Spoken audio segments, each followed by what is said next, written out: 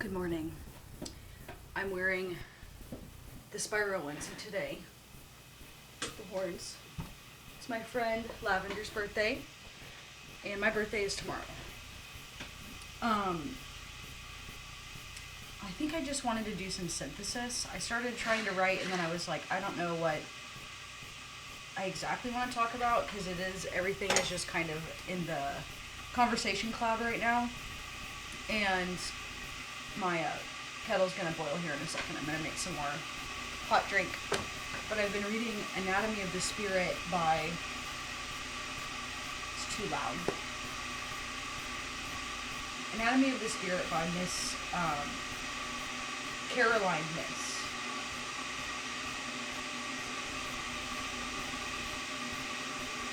Hold up, that's gonna bother me.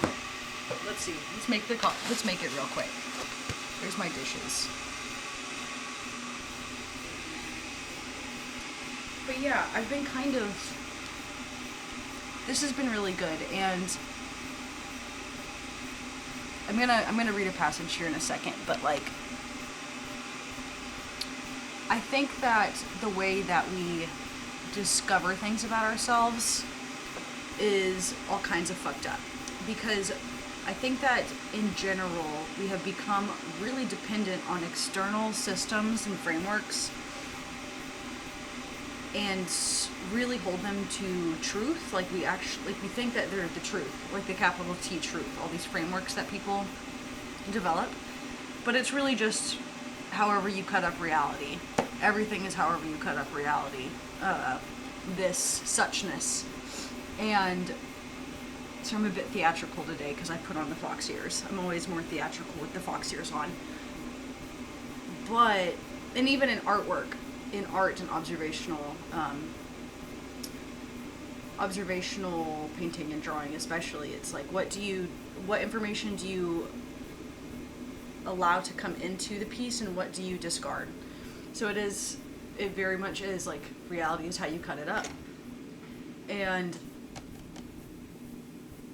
I've encountered, especially in men, that they hold to these frameworks very rigidly, even if it is multiple, like a framework stack, right? But so I imagine like a column of like a Jenga tower of like a bit, not like a Jenga tower because it's not that woven, more like slices of squares like stacked on top of each other of these frameworks that people use. And there isn't a lot of like things connecting them. You know, there's not like wires or spider webs like connecting these frameworks. It's like, or like mycelium. Is that the what's it called? The mushroom thing. I'm gonna Google it. Mycelium network. Yes, these things. So it's like, my mind is more like this. This is also how I experience time as well. So,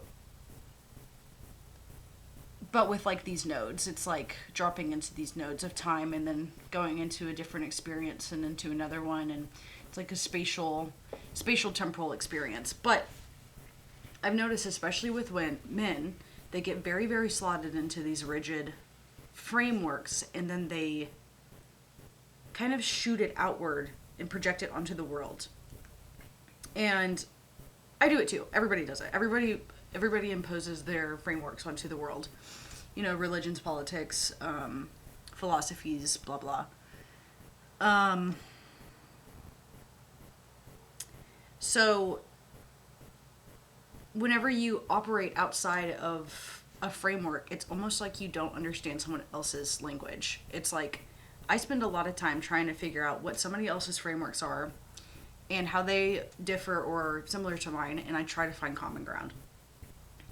So it's like, whenever I really, really feel, whenever I'm talking to somebody in conversation, whenever they have a rigid framework, and even if it's a framework stack, like I can sense rigidity very quickly. And I used to be extremely rigid as well, because I think that trauma just makes you rigid, because you're trying to create, it's always about this interplay between chaos and order, right?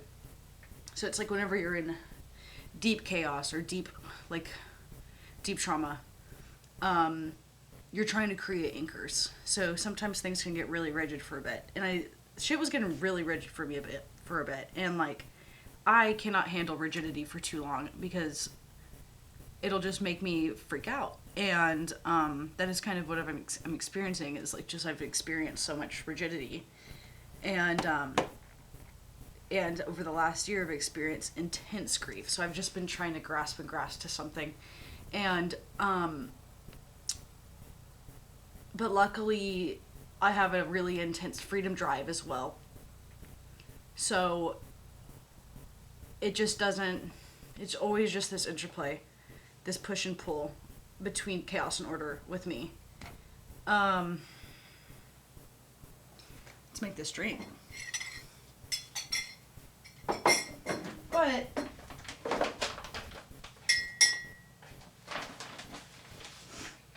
I've noticed, especially in like deep grief, my brain really just creates arbitrary connections, and that's what I'm noticing right now. It's like my sleep's really fucked up. My whole digestive system is just now kind of getting back on board because I quit a job that wasn't working, and that's what I'm gonna go over in that book here in a second. All of this in relation to relationship to health and spirituality. I don't know. I think what I'm doing is like I'm always trying to synthesize my direct lived experience with different frameworks of knowledge, in more of a holistic or heuristic form instead of being rigid about it, because it's like, it's alchemy, right? We're doing alchemy whenever we're bringing new ideas in and letting old ones go. And it takes a really fucking long time. My therapist told me several years ago, he said, you spend the first 20 years of your life being programmed, and then you spend the next 20 deprogramming. So by that logic, I'm in year 8 of deprogramming, and it really does feel like that. And in a way, it feels like becoming like a teenager again, or like becoming aligned with yourself. And I've primarily done that through sobriety. I'm about to hit 5 years of sobriety in March. Hopefully by the time I upload this, I won't have broke. That would be fucking crazy. But that's like my order drive, right? Like, I can't, like, I had these periods of where I was just like fucking drunk all the time and being insane and hurting people. And then paid for it. And then finally I was like, I can't do this anymore. And the more sober I got, especially through AA and getting more of a spiritual foundation, it's like I'm realizing like, oh shit, I'm not gonna suddenly become a tech bro. Like, I'm not gonna suddenly become these like highly regimented, unartistic, like, data bros. Which, data bros are great. We need the data bros. But I'm not that kind of animal. And I don't know. It's, let me just go back to this text. So Anatomy of the Spirit by Caroline Miss, PhD. My therapist gave this to me. And I avoided this for a long time, and I'm glad I picked it up recently, because only in the last like several months have more like the last year, I've become more like spiritually conscious and less of a fucking egghead. Very getting into the woo and getting in contact with my instincts, because if you're out of alignment with your instincts, it especially as a female, you're going to be misaligned, and you're not going to be able to make decisions, and you're not going to be able to keep your body safe. Anyways, so energy medicine and intuition acquisitioners. The mother with depression and chronic neck and back pain is an example of someone with only passive power. This kind of dependent person feels she must acquire power from her external environment and from or through someone else. She thinks consciously or unconsciously, alone I am nothing. Such a person seeks to acquire power through money, social status, political, social, military, or religious authority. In relationships, with influential people. She does not directly express her own needs, but becomes skilled at tolerating or manipulating unsatisfactory situations. There's a really great graphic here too of like, it's like your energy field and like blasting it outwards. Like this way, people I can't forgive, people whose approval I need, money, people I need to control. And I found that really interesting because I've been that person. And I'm getting to the point in my life where I'm just like fucking completely done trying to receive the approval of people that don't even give a fuck about me. And I live in an area where there's a lot of like big corporate offices that require full cohesion, and I just can't do it. I've never been able to do it. I'm not that type of animal. Whenever I look back at my genealogy and the way I was as a teenager, I have a strong defiant streak, right? And so basically I've just had to learn how I can use the system to my advantage instead of having to just comply. And so whenever you operate outside of systems of power, it's like you seem like an insane person. And that's okay. That's what I'm realizing. That's what I'm saying about AA. It's just like, I thought it'd make me better at sitting still and being quiet, and it didn't. It just made me more me. And, which is a scary thing, to actually, like, come into your authentic self instead of trying to be something else. To that, because it's nice to like be something else for someone and that benefits them, but then you pay for it later. That's what happened to me. It's like for several years, even in sobriety, I was trying to become something for others, or like money or status or whatever. And it's like, yeah, I have a status drive. Yeah, I have a money drive. Yeah, I want the hottest guy possible, hottest, richest guy possible. That's just human instinct. That's just instinct. It's fine. But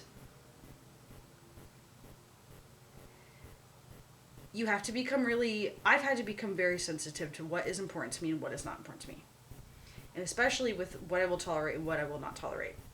And the thing about the passivity, skilled at tolerating or manipulating unsatisfactory situations. Do children tolerate something they don't like? Are they going to let somebody touch them that they don't like? No, they go no. So it's like we condition people to ignore how they feel about something, ignore their bodies, ignore their boundaries, because it makes them exploitable and vulnerable, especially women. And I won't do it. Like, the more that I say no to situations that disgust me, or people that insult me, or people that expect me to play a power game with me, the better I feel.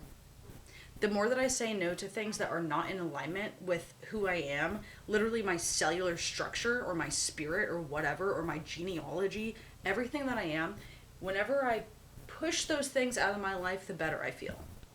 And the more I move towards things that are in alignment with my life, the better I feel. And the more me I feel, and the more of service I can be to the world. So, coming back to frameworks maybe, I'm just doing the conversation cloud, the ADHD conversation cloud.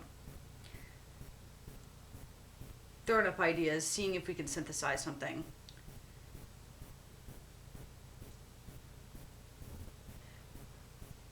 What I've noticed about,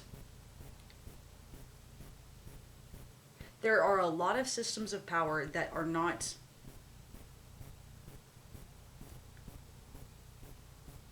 said directly.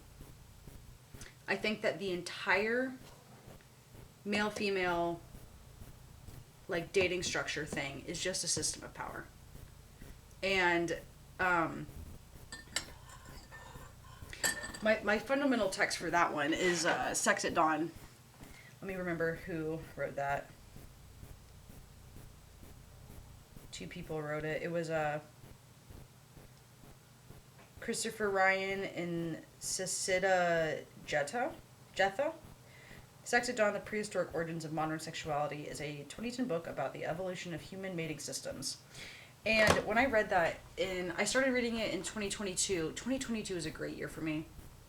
I made so much work. I was really depressed though because I was like, what's wrong with me? Why don't I was just really in line with my shit, but really depressed because I didn't have people around me that could actually mirror back authenticity. It was just a lot of like, there's a lot of like fake power systems around where I live because of like this corporate life and like, it's so gross. It's so fucking gross. And I just stick out like a fucking sore thumb. It's fine. But I've noticed I've been doing some like rapid dating recently where I'm just trying to understand how these systems of power work with men and like with dating and sexuality and all this stuff. And the framework of dating is just so, I feel like it's a humiliation ritual for women. Like honestly, I work at a restaurant and we just passed Valentine's Day and I know I'm being so theatrical. I definitely, this is why I'm doing this because I need to get this out. I need to get this out. But yeah, we just passed Valentine's Day and we just did 3 days of like this course dinner thing and like everybody's coming in and they're wearing these outfits and it's like, I'm like, this is really gross. It's like giving Stepford Wives, and I live in the South, so it's like there's like this weird conventionality. All the women are kind of like wearing similar stuff. Like some people have their tits out, and it's just really gross. I don't know. It's like, okay, let's go to this restaurant and I'm gonna spend a bunch of money on you, and then maybe you'll fuck me later. And it's just like this symbolic interplay, but it doesn't mean anything to each person individually. Like there isn't a creation of a I don't know about these individuals. Like I'm making a judgment and I'm aware of that, but like watching it, I was like, this is just a humiliation ritual. And I just like it's like these relationships don't have any like actual shared meaning. Like there wasn't, it just looks like they're playing, everybody's just playing a character and like relying on external power structures to like validify their relationship or themselves. It's like, and then you get into gender. It's like, how well do you play a woman or a man or whatever? And it's just like, it's theater. And then you're at a restaurant, which is food theater anyways, a fancy restaurant. And it's just like, I am just going fucking nuts, I guess. But like, it's all bullshit. It's all a bullshit machine. And so I've been doing this rapid dating and really sensing into like, can this person speak my language? Are they listening to me at all? Are they lying with their mouth or their body? And have found it's like, there's like, this guy was touching me and I swear to God it was like he was speaking like a separate language with his hands like touching me. And I'm not like having sex with people because it's just like I can't handle it. But literally just like some physical touch and like it's hard for me to process a lot. But I was like, he's speaking a separate language with his hands than what he's saying with his mouth. And he wasn't, the conversation wasn't there. There was no creation of new knowledge. It was just like he's saying mouth sounds, I'm saying mouth sounds. We're not really creating a system of meaning together, but he's giving me signals through my body for something else. He's leading me into something else. And I noticed it. I was like, I don't like this. And I've experienced this before too, and it's like, it's just weird because your body responds to it and then your mind is like, I'm not really aligned here. So it's like the groin and the heart and the mind need to be aligned for it to be good. But I think that the rigid framework of gender and sexuality and all this symbolic stuff and like patriarchy and like this provider male bullshit, no. I operate completely outside of this shit, and it's like, but you have to experience shit to be able to understand it. So that's why I'm like doing rapid, like trying to learn some shit as quickly as possible. Because it's like, if you don't speak the language of the body and the heart and the mind, if you can't speak all these languages, it leaves you vulnerable. So, but it has to be your own internal system. And being able to understand where somebody else's frameworks are and where your frameworks are, and being able to gauge, can they speak your language of your system of meaning? If they cannot, Like, if you guys cannot create meaning together, then why are you talking? I think we need to consider, are our relationships about power, or are they about creating something new?